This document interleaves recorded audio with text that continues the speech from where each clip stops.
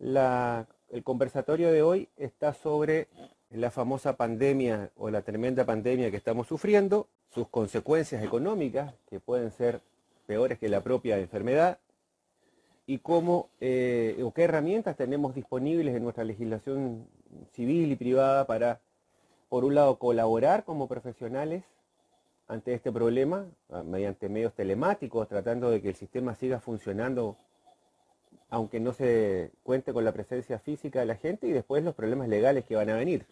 Posiblemente no de aquí a 15 días, pero en unos meses, si las consecuencias económicas son tan graves como se anuncian, esto no se va a solucionar con una ley de 2 o 3 meses de moratoria. Solamente para que se hagan una idea de lo terrorífico que puede ser, ojalá que no sea, pero es lo que anuncian los expertos. Estados Unidos, el primer semestre de Estados Unidos habría una caída del 14% del PIB y de la zona euro de más del 25%, y una cesantía promedio en la zona norteamericana de más del 20%, un número que no se ve desde el 1929. Entonces las consecuencias a largo plazo son, esperemos que no, pero no son muy buenas noticias. Tenemos aquí dos escenarios y es bueno distinguirlos. Hay un escenario inmediato que se calcula durará entre 2 y 3 meses más, digamos el escenario de la emergencia misma, y después el escenario de las consecuencias. El escenario de la emergencia misma, en verdad, solamente pueden ser solucionados por leyes de emergencia. Como ustedes saben, el derecho civil, particularmente, todo el derecho, pero el derecho privado en particular, está pensado dentro de un estándar normal de cosas, en que los individuos se relacionan en circunstancias relativamente normales. Cuando alguien o algún individuo quiebra ese orden, bueno, el derecho tiene herramientas contra ese quiebre. Basta ver cómo están redactadas las normas. Siempre es el que, nunca los que, porque no está pensado en términos colectivos, está pensado el derecho privado en términos individuales, de uno a uno. El contratante, incluso hasta cuando se habla de categorías, se habla en singular, el consumidor. Entonces, cuando vienen estos quiebres que son colectivos, como una guerra o una pandemia, obviamente no le pidamos milagros a nuestro Código Civil y nuestras leyes. Y tampoco significa que son malas leyes, simplemente están pensadas para otra cosa. Esta situación va a traer serios descalabros económicos y muchos problemas prácticos. Y empecemos por los más prácticos, los que más suelen preocuparnos a los abogados, los famosos plazos. Y desde el punto de vista del derecho civil tenemos tres plazos que nos preocupan. El de prescripción, el de caducidad civil, no procesal, ojo, no se confundan, y las caducidades procesales. Los de prescripción son bien conocidos, ¿no es cierto? Los más utilizados, el de 2 años de la responsabilidad extracontractual, el de 10 años de la contractual, y plazos de caducidad hay varios también en el Código Civil. Recuerden la clase de seguro, ahí vimos varios plazos que son de caducidad. Los 3 días para que el asegurado comunique el siniestro cuando ocurre. Los 30 días para que la compañía se pronuncie. Entonces veamos uno por uno. Veamos primero lo que entre comillas es más fácil en nuestro sistema. Tenemos los plazos de prescripción, que justamente hoy ha sido motivo hasta de una nota del Colegio de Abogados, y ha habido hemos tenido varios intercambios muy interesantes en los chats escritos, pero como sea, con las dificultades mayores o menores que pueda tener, no se olviden que nosotros tenemos una norma. Luego diremos si es buena, si es mala, si soluciona todo, no, pero hay una norma que es el 643 del Código Civil. No vamos a volver sobre él porque ya está en el material y ya lo hemos discutido antes. Recuerden ustedes, esa norma libera, y es muy importante la expresión, libera, o sea, queda libre, libera al deudor, al acreedor o al dueño de la carga de la prescripción, queda liberado. En la medida que una vez terminado el impedimento, ejerza la acción inmediatamente. Esta es tal vez la única parte realmente dudosa porque queda la interpretación judicial y cada juez puede tener su criterio. Esperemos que en atención a esta situación tan grosera, tan gigante, tan imposible de obviar, los jueces se pongan de acuerdo. Lo que sí yo sostengo, y ahí es mi opinión, cada uno tiene la suya, que esto tiene inmediatamente, no lo sostengo solo ahora, sino en todos los casos, que son varios, 1961, para que tengan uno así a la carrera, en que el código utiliza la expresión inmediatamente. Eso hace referencia al plazo razonable. Si habrán visto hace unos tiempos atrás, capaz que está online, hay un profesor joven que escribió un artículo muy bueno sobre el plazo razonable. En este momento me disculpa y no me acuerdo el nombre, capaz que alguno de ustedes se acuerda. Creo que estaba enfocado más en el tema penal, pero de todas maneras hay consideraciones generales que son las mismas. Esto tiene que ser, el inmediatamente es un plazo razonable, no se puede entender, creo yo, pero respeto todas las opiniones, pero me parece que no se puede entender como al día siguiente hábil, menos en estas condiciones. ¿Y qué es inmediata? ¿Qué sería un plazo razonable? El plazo razonable es aquel que en nuestro sistema se otorga generalmente para ejercer derechos. Algunos pueden decir el máximo, que serían los 18 días de emplazamiento, uno puede decir el mínimo, los 3 días de una reposición. Eso estará por resolverse. Obviamente, un abogado preocupado de su cliente intentará presentar la acción lo antes posible. Pero lo importante es que tenemos el artículo 643 y a no dudarlo, los plazos de prescripción están suspendidos por el artículo 643. Obviamente, eso no significa que seguramente muchos demandados tratarán de alegar en su momento la prescripción y va a haber discusiones. Eso es parte del derecho. Si no hubiese discusión, ¿para qué estamos los abogados? ¿No es cierto? Hasta nos conviene si lo vemos fríamente. Lo importante es que hay normas. Efectivamente, no es una suspensión como la del 642 y el 644. Tiene su propia reacción. Es un caso de suspensión. Por eso el código lo pone en el párrafo de la suspensión. No opera exactamente igual como una suspensión, pero es una suspensión. Dani Lovera dice, y me parece un argumento extraordinario, que en general en materia procesal, cuando no hay un plazo establecido, se remite al de 5 días. Me parece una solución formidable, Dani. Lo que no podemos nosotros de nuestro grupo, que se supone que queremos crear un grupo que conoce, ¿no es cierto?, es repetir de que no hay norma, o que se requiere una acordada, o que se requiere una modificación. Hay norma. Aquí me recuerda José María Galeano, muy buen aporte, de que Miguel Ángel Pancracio, en su obra comentada del Código Civil, asimila la inmediatez del plazo al plazo para contestar la demanda. Les cuento, este es un problema que ahora vamos a ver también en las caducidades. En general, esta es una discusión de todos los códigos y están las doctrinas más pro deudor que suelen acortar los plazos, ¿no es cierto? Y acreedor más. Pero lo importante es que hay norma, muchachos. El plazo de prescripción está suspendido. Creo que el plazo razonable debiera entenderse más en estas circunstancias, mínimo, como dice Dani Lovera, 5 días. Si me preguntan mi opinión personal, que no es más que una opinión más, yo diría que incluso en una circunstancia tan extraordinaria como esta, considerar el plazo de 18 días no sería tampoco descabellado. Pero les vuelvo a insistir, lo importante es que discutamos sobre nuestras normas, no podemos decir que no hay norma. Vamos a uno en que sí no hay norma, y curiosamente no ha sido muy mencionado, y tal vez el más importante, el más conflictivo de todo, que son los plazos de caducidad civil. Les pongo, como decíamos, 2 ejemplos que están en los materiales, que ya vimos, entonces son familiares. Los 3 días que tiene el asegurado para proponer la demanda, discúlpenme, para denunciar el siniestro. Los 30 días que tiene la compañía para contestarle, los 15 días para pagar. Si ustedes empiezan a leer el Código Civil, van a ver muchos plazos de caducidad civil. Hay una definición general, ¿no es cierto? Los plazos de caducidad son aquellos en que si el derecho no se ejerce dentro del plazo, se pierde el derecho. Aquí vamos al plazo de caducidad. Los plazos de caducidad, por ser disposición de orden público, son improrrogables. Lo que ocurre en la suspensión de plazos debe ser los vencimientos. Sí, Martín, pero recordemos que tenemos algunas reglas que podemos aplicar por analogía.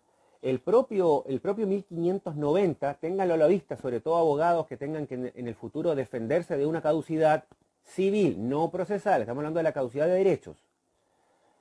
Tengan a la vista el 1590. El 1590 dice que el derecho será ejercido en tal plazo, salvo que por una razón de fuerza mayor o caso fortuito debidamente comprobada no haya podido ser ejercido dentro de ese plazo.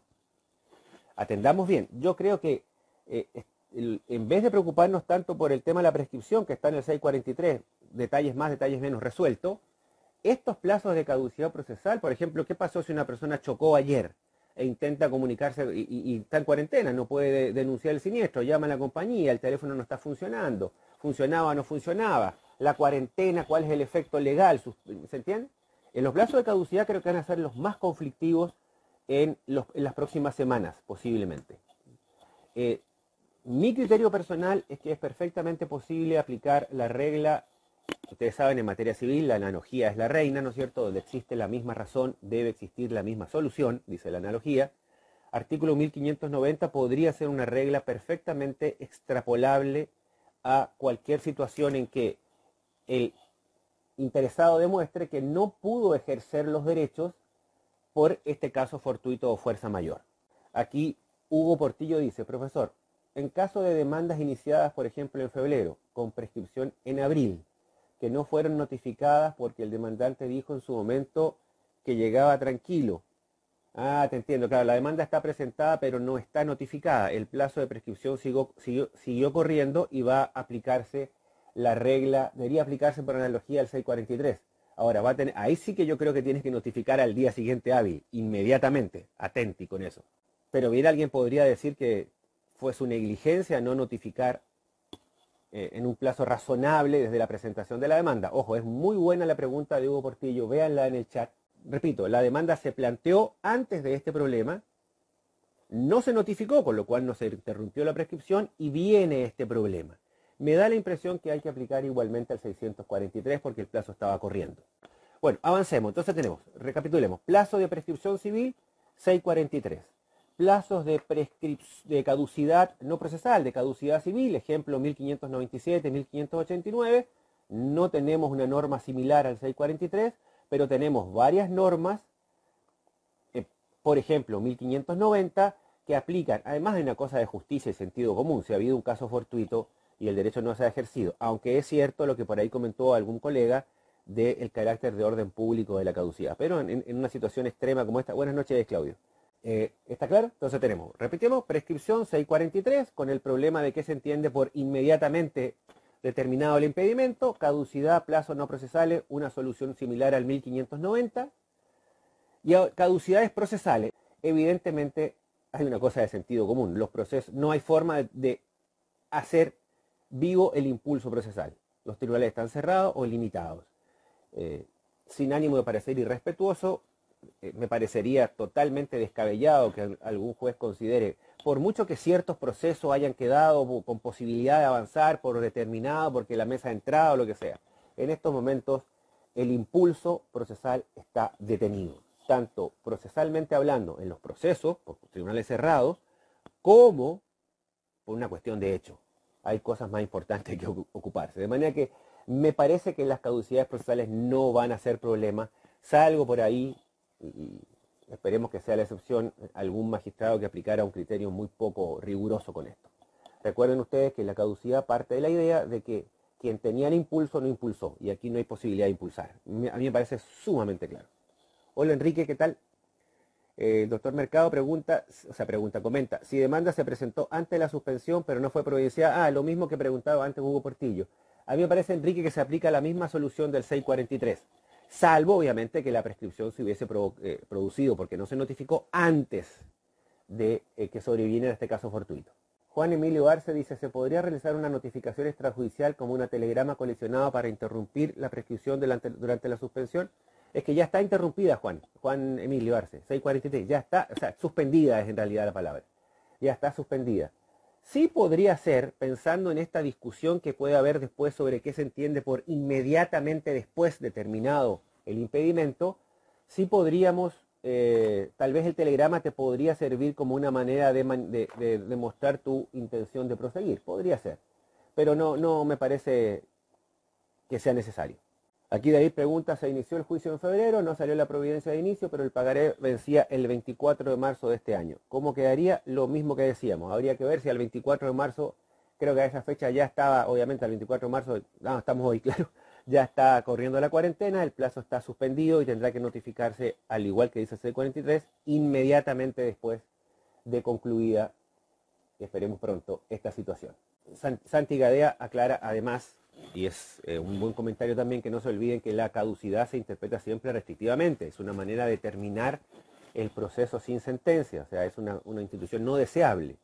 Así que yo creo que la caducidad procesal no debiera tener ningún problema, se los digo sinceramente, salvo una persona con muy poco criterio. Yo creo que los únicos plazos de los que deberíamos preocuparnos, porque tenemos un evidente vacío, son los de caducidad civil, no los de prescripción, no los procesales. Vamos al fondo. Después, en el fondo, ustedes ahí en el material que subimos tenemos varias cuestiones. Recuerden lo que nos recordó muy bien el doctor Levera la vez pasada sobre, que yo la verdad desconocía por completo, el testamento en caso de epidemia, en que se puede hacer incluso ante el director del hospital. Esperemos no llegar a esos extremos, ¿no es cierto? Pero por ahí si reciben la consulta ya saben que existe.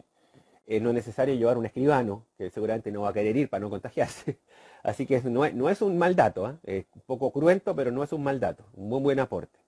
Y otra cuestión que habíamos discutido en el fondo, ¿se acuerdan? Era la procedencia de recurrir a medios telemáticos para realizar asambleas de copropietarios, asambleas de cooperativas, asambleas de sociedades anónimas. Se hizo un lindo debate. No nos olvidemos que el derecho de reunión como absoluto está garantizado incluso para las empresas privadas en la Constitución. De manera que si no hay una norma expresa que prohíba un mecanismo, no debiera ninguna autoridad poder prohibirlo. Es cierto que algunos artículos, sobre todo en materia de sociedades anónimas, parecen construidos sobre la idea de la presencia personal, pero la verdad que ninguno lo exige literalmente, así que no creo que haya problema. Y después vamos al tema que seguramente va a ser el más apasionante en estos meses, ¿no es cierto? ¿Qué ocurre con los contratos? Nosotros en el sistema tenemos tres instituciones que afrontan de alguna u otra manera el tema de los imprevistos. Tenemos el caso fortuito o fuerza mayor, que en nuestro sistema está asimilado como sinónimos, la imposibilidad de pago y la imprevisión, que es obviamente el más útil. Tanto el caso fortuito como la imposibilidad de pago implica que declaro que no puedo cumplir una obligación, perfecto, pero obviamente restituyo los objetos que hubiese recibido o hubiera recibido por el contrato. De manera que desde ya ni el caso fortuito ni el pago parece una solución demasiado atractiva para los más afectados en estos días, los inquilinos. Porque claro, le va a permitir al inquilino de un negocio o de un departamento no pagar más, terminar con el contrato sin multa, sin recargos, inmediatamente, alegando el caso fortuito, la imposibilidad de pago, pero tiene que restituir la cosa. ¿Y dónde vive y dónde mantiene su negocio? Ahora, entre caso fortuito e imposibilidad de pago hay diferencias fundamentales. Ojo, ¿eh? El caso fortuito, como decíamos ya en una clase anterior, aborda toda circunstancia personal, material, colectiva, individual, que siendo imprevisto e irresistible no permite cumplir. No importa cuál sea. Es algo que afecta no a la prestación en sí misma, sino al sujeto que tiene que prestar. En cambio, cuando la imposibilidad es de la prestación misma, ahí hay imposibilidad de pago. Y ahí no se requiere que haya ni un imprevisto ni un irresistible. Simplemente que haya imposibilidad de pago porque la prestación, el objeto de la prestación desaparece sin culpa, obviamente, del deudor. Entonces, por ejemplo, veamos una diferencia práctica. Si una persona está comprometida, por ejemplo, una empresa a entregar 100 autos el 25 de marzo, los tiene en el puerto, pero no los puede entregar porque no hay medios de transporte, porque las fronteras están cerradas, entonces habrá caso fortuito. ¿Se entiende? En cambio, si en realidad no puede fabricar los autos, no hay autos, porque por un decreto presidencial, como acaba de ocurrir en Estados Unidos, se le pide a las empresas de autos que suspendan la producción de autos para hacer respiradores, entonces no tenemos los autos. El objeto de la prestación no existe. Entonces hay imposibilidad de pago. Puede parecer una sutileza y de hecho a veces es fácil confundir caso fortuito con imposibilidad de pago. Pero ¿por qué es importante? Porque en la imposibilidad de pago no requiere ni imprevisión ni irresistibilidad. Basta que la prestación sea imposible sin culpa, ojo, pues si no hay responsabilidad, sin culpa del deudor. ¿Se entiende? En principio, la situación en la que vivimos hoy es caso fortuito. Es decir, el dinero no ha desaparecido, las vacas no han desaparecido, autos todavía hay, televisores todavía hay, o sea, cosas para cumplir las obligaciones hay. Pero las circunstancias imprevistas e irresistibles, ¿no es cierto?, como no poder salir de la casa, pueden significar que no podamos cumplir. El caso fortuito, la imposibilidad de pago seguramente va a operar en grandes contratos, en contratos o en pequeños contratos que queramos terminar. O sea, dejar de cumplir hoy y no continuar con el mismo. No le sirve mucho a los inquilinos o casi nada porque eso significa que tienen que dejar la cosa. Si yo fuera dueño de un banco, estaría bastante preocupado con el tema del caso fortuito, porque nuestro código es muy simple. Acá casi no dice nada del caso fortuito más allá del 426. Imprevisto que es imposible resistir. Punto. Caso fortuito. Creo que ni siquiera lo define. Ahí vamos al otro tema, el de los pagos en cuotas, ya sea viviendas, automóviles, departamento, estancias, vaca, lo que esté pagándose en cuota. En este caso es perfectamente posible alegar el caso fortuito y terminar con el contrato. Obviamente, insisto, hay que devolver las cosas que se hubiesen recibido y hay derecho a indemnización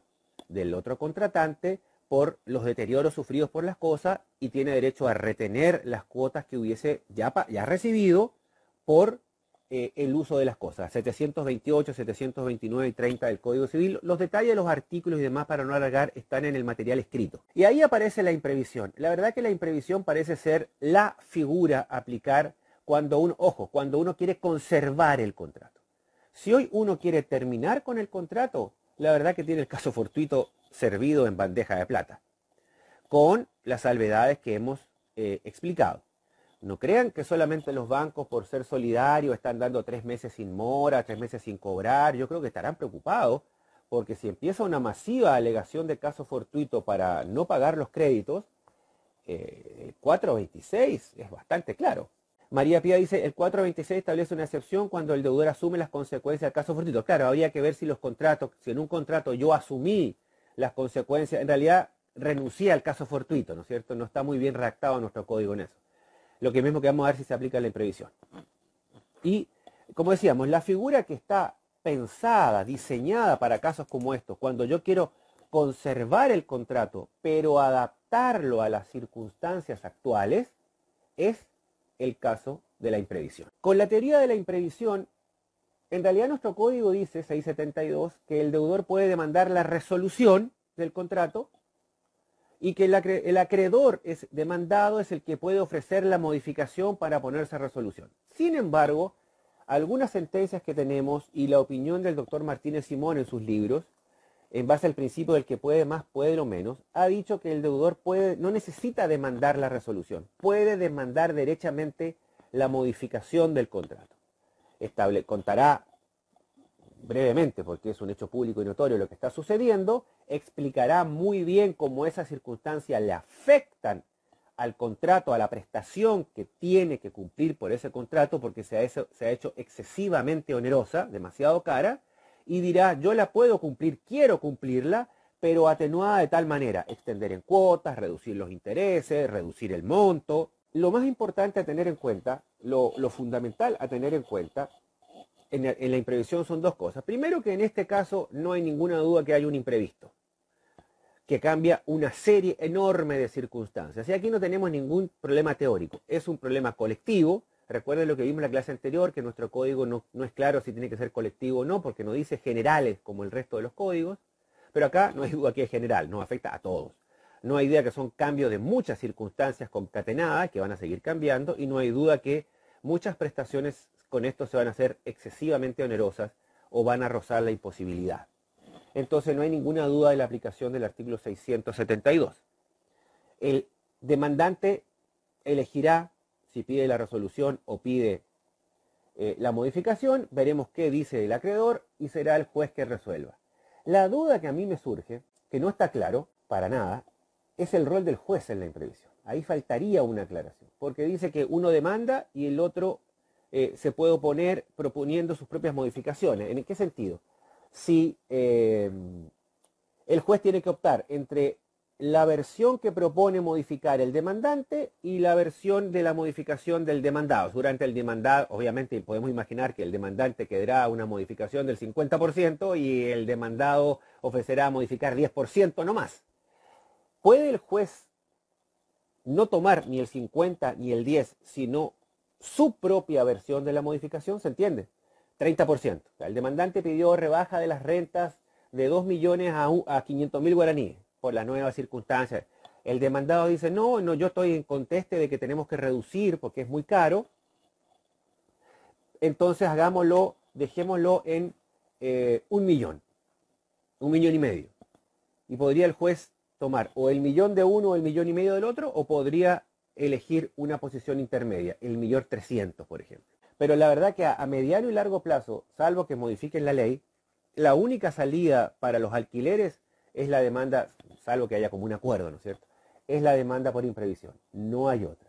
Porque claro, insisto, el caso fortuito, la imposibilidad de pago les va a servir para dar por terminado el contrato. Si queremos, estábamos comprometidos a pagar a 3 años más y finalmente ya nos damos cuenta que no vamos a poder pagar, bueno, alegamos caso fortuito, imposibilidad de pago, la que sea según el caso, y salimos del contrato sin ninguna carga, pero devolvemos la cosa. El gran problema de los inquilinos y de los pequeños negocios o de la gente que vive en su techo es pagar menos y no devolver la cosa. Y ahí viene, para terminar la imprevisión, otro problema, el problema de que el juicio va a durar 3-4 años. ¿Qué hacemos mientras tanto? Y ahí aparece el tema de las medidas cautelares. La única salida son medidas cautelares durante el juicio que reduzcan cautelarmente, posiblemente, la renta mientras dura el juicio con la debida contracautela. Ahí habrá que, sin esas medidas cautelares, la verdad que el juicio de imprevisión no es mucho lo que le va a servir o lo que le pueda servir al pobre inquilino. Que la respuesta a 3-4 años cuando termine el juicio, no sé, mientras tanto seguramente será contrademandado de pago de rentas adeudadas, de desalojo, que es un proceso más rápido. Se puede armar un gran lío en este punto, porque la teoría de la imprevisión solo va a funcionar en la medida que puedan adoptarse ciertas medidas cautelares, que los jueces tengan un buen criterio para adoptar en estos casos ciertas medidas cautelares que permitan no dañar demasiado al propietario o locador, pero darle alguna salida mientras se discuten los términos del nuevo contrato al locatario. Otro problema también de la imprevisión es que posiblemente cuando el juicio esté en etapa probatoria o de sentencia, las circunstancias ya hayan vuelto a cambiar, esperemos para normalizarse. Ese es todo otro tema también. Así que la imprevisión a veces parece más fantástica de lo que en realidad es, en los hechos concretos del juicio. Avanzando aún más, también en materia de alquiler hay algunas normas específicas que ustedes van a ver ahí en el material, ¿no es cierto? Particularmente en lo referente a la terminación del contrato, dice otra vez por caso fortuito, por la imposibilidad de usar la cosa para el fin que fue alquilado, pero otra vez recuerden que volvemos al problema. Eso solo soluciona el caso de la persona que hoy quiere terminar su contrato. La persona que hoy quiere terminar su contrato de alquiler por caso fortuito, yo les aseguro que difícilmente esa demanda pueda ser rechazada. Lo terminará sin ningún cargo. Obviamente el tema es que tiene que devolver la cosa. Se queda sin techo o sin negocio. Como le digo, los que deberían estar más preocupados tal vez son los bancos. Porque perfectamente hoy alguien podría decir, mire, no puedo pagar mi crédito porque me quedé sin trabajo. Y el banco va a decir, bueno, la pérdida de trabajo es una circunstancia posible, previble. No, señor, porque me quedé sin trabajo porque el mundo se está muriendo. ¿Se entiende? Volvemos a recordar lo que dijimos en la clase anterior. Lo importante es la circunstancia que crea la imprevisibilidad, no el cambio mismo. La gente se queda sin trabajo, la gente a veces no puede pagar, a veces uno no tiene dinero, eso ocurre.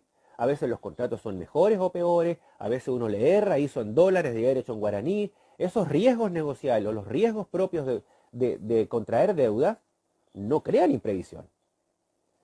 Ahora, cuando viene una pandemia y eso destroza todo el tejido económico, y por eso yo pierdo el trabajo, y por eso pierdo mis ahorros, y por eso no puedo pagar, ahí opera la imprevisión. Dice Álvaro Ale, ¿se puede alegar el caso fortuito estando en mora el deudor o inquilino? Se puede en la medida que el caso fortuito no se haya producido durante la mora, porque el 426 dice que no se puede alegar cuando el caso fortuito se ha producido durante la mora. Es decir, si la mora se produjo por el caso fortuito, se puede alegar, pero si la mora es anterior al caso fortuito, no está conectado causalmente, entonces no se puede alegar, como expresamente lo dice el 426. El punto de inflexión, el que fija la prueba totalmente de que hay caso fortuito, es el 10 de marzo, el día que la Corte cerró las cortinas, digamos. Ahí, a partir de ahí en adelante no hay duda. Pero, Dani, también es perfectamente posible, porque la epidemia ya lleva en algunos rublos, como ciertos importadores o negocios hechos con China continental y demás, es posible que el caso fortuito haya afectado antes. Ahí obviamente la prueba va a ser un poco más difícil. Pero desde el día en que el país cerró las cortinas, ¿no es cierto? Los primeros días de marzo, yo creo que la prueba del caso fortuito ni se requiere, es un hecho público y notorio. Dice acá Santi Gadea, tema educación, cambia sistema de enseñanza a distancia. ¿Amerita la disminución de la cuota por esta razón? Santi, yo creo que si las circunstancias se mantienen en el tiempo más allá de este plazo de cuarentena, es perfectamente posible aplicar la imprevisión. Obviamente se supone que los gastos del colegio son menores y los cargos de la familia son mayores. O sea, hay excesiva onerosidad, cambio de circunstancias y por lo tanto podría ser perfectamente aplicable la teoría de la imprevisión. Hoy la teoría de la imprevisión podemos aplicarla casi en todos los casos, muchachos. Porque hoy sí tenemos esa circunstancia tremenda de un cambio de circunstancias colectivo que trae como consecuencia una serie de problemas. Si a mí el día de mañana, con las circunstancias normales, pierdo mi trabajo porque hay reducción de personal en una empresa aislada, no hay imprevisibilidad. Eso es un riesgo propio que asumo cuando me endeudo. Ahora, una pandemia que produce un descalabro económico y por lo tanto la destrucción del tejido económico, obviamente produce todo este tipo de circunstancias y afecta a todos los contratos. María Pía pregunta, en el caso de importación de productos de tecnología, ¿afecta desde la mitad de enero en Latinoamérica? Claro, eso es tema de prueba ya, María Pía. Obviamente, en el caso China continental sabemos, la prueba es evidente, que durante enero y febrero estuvo totalmente paralizado. Hay imposibilidad de pago. Simplemente no había barcos con productos. Hay imposibilidad de pago. Ahí ni siquiera hay que probar la imprevisibilidad, la irresistibilidad, hay imposibilidad de pago. Creo que nuestro 628 del Código Civil, tantas veces olvidado, va a cobrar hoy mucha actualidad. Desde el día del decreto presidencial, del primer decreto presidencial, ya tenemos la prueba, hecho público y notorio. Por supuesto, quien diga que está afectado desde enero por el rubro, o sobre todo quienes tenían negocios con China, incluso los ojeros, otros, absolutamente. Puede ser mucho antes del decreto presidencial. Lo que decimos es que desde el decreto presidencial no hay ninguna duda ya, no es necesaria ninguna otra prueba. Dice Jazmín, en caso de solicitar la terminación del contrato de alquiler, alegando imposibilidad de pago porque es un restaurante, por ejemplo, es un plazo anticipado, un poco largo, en un plazo anticipado de lo pactado por el contrato, porque existe una multa, no, Jazmín, si es caso fortuito, como es este caso del restaurante que no puede abrir, no hay ninguna multa, el contrato termina sin cargo ninguno para el deudor, termina el día en que se declara, obviamente la sentencia judicial, ¿no es cierto? Pero digamos en términos prácticos, el señor cierra las cortinas, le entrega las llaves al dueño, el dueño le dice, desgraciado, te voy a demandar, y él le dirá, demándame, que te voy a alegar caso fortuito. Si aún así el abogado es tan torpe de demandar, te pondremos la excepción de caso fortuito y el pleito se va a ganar. Y no hay ningún cargo ni ninguna...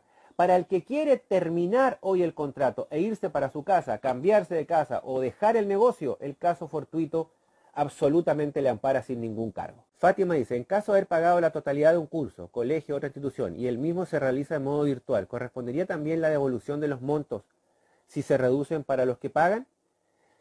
Desde el punto de vista ético, claro que sí. Ahora, si ya pagaste y cambian las circunstancias, había que discutirlo, porque cuando pagaste pudiste pagar, las circunstancias ya no te afectaron, ¿eh? Ese es un tema para discusión. En un contrato de compra de inmuebles también, pero él te devolverá el monto abonado. Si es un contrato de compra de inmueble, termina, ya no vas a tener que pagar el saldo que debas, debes devolver el inmueble. ¿Qué pasa con el saldo abonado? En ese caso hay derecho a retener el monto abonado por los usos de ese inmueble que se hizo mientras estuvo en poder del deudor. Ahora, si el monto abonado es muy alto y, por ejemplo, tú alcanzaste a usar el inmueble apenas 15 días, ahí el juez tendrá que valorar el monto de la restitución. Ya sería otro pleito dentro del pleito. Para resumir, el contrato de alquiler, situación A.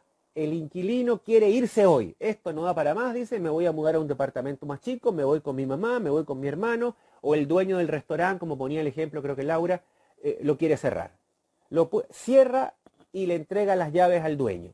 ¿Va a recibir alguna carga, multa o demanda? No. Si la recibe, va a oponer el caso fortuito y va a ganar. Estamos hablando del buen derecho, ¿no es cierto? Sin cosas raras.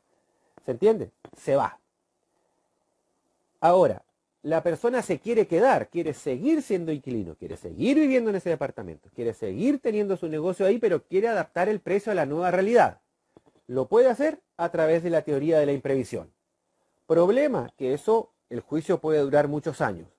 La única solución es tener un juez razonable que dé algún tipo de medida cautelar, que posponga el final del problema para la sentencia y mientras tanto reduzca en parte las cargas de los inquilinos, por ejemplo, para que puedan seguir estando en la propiedad sin tener que abandonarla, por supuesto con la debida contracautela como toda medida cautelar. Ahora bien, responsabilidad. El tema de la responsabilidad tiene, como digo, es para el después sobre todo, ¿no? Cuando nos empecemos a encontrar culpables. Y aquí hay un tema que al Estado debiera preocuparle mucho, el primero de ellos. Acuérdense del artículo 39 de la Constitución, que le pudiera traer más de un dolor de cabeza al Estado. Porque todas estas medidas que ha adoptado el Estado, restricciones de comercio, cierre de establecimientos, restricciones de movilidad, etcétera, son medidas legítimas, legales, actos regulares que causan daño. Y el artículo 39 de la Constitución, ¿qué nos dice? Que todo acto de la autoridad que cause un daño da derecho a indemnización. El artículo 39 puede ser un gran dolor de cabeza para demandas contra el Estado en el futuro. Atiéndanlo. Les dejo eso sentado porque por razones de tiempo no podemos extendernos demasiado. Está en el material escrito. Fíjense, el artículo 39 puede poner en serios aprietos al Estado, porque está haciendo todos actos regulares, nadie lo discute. Necesarios, nadie lo discute. Pero nuestro artículo 39 no hace ninguna diferencia. Debe indemnizar. De alguna manera el Estado seguramente se va a defender diciendo que a través de las leyes de emergencia que está adoptando está de alguna manera indemnizando. Será toda una discusión en algún momento. Sobre todo para quienes sean realmente grandes dañados por todas estas medidas. ¿Responsabilidad por violar la cuarentena? Absolutamente. Ahí no hay ninguna duda. 1008 hay un acto culpable, antijurídico, que causa daño y relación de causalidad. O sea, si tú pruebas que fuiste contagiado por Juan, que no respetó la cuarentena, que fue a cenar teniendo síntomas, como el caso esta de la mujer uruguaya, o el caso del tipo este en el buquebús, no hay ninguna duda, Eber Rolón, que hay demanda de daños absoluto y total. Bueno, ya es suficiente, se hace bastante tarde. Ahora sí cerramos. Buenas noches, chicos.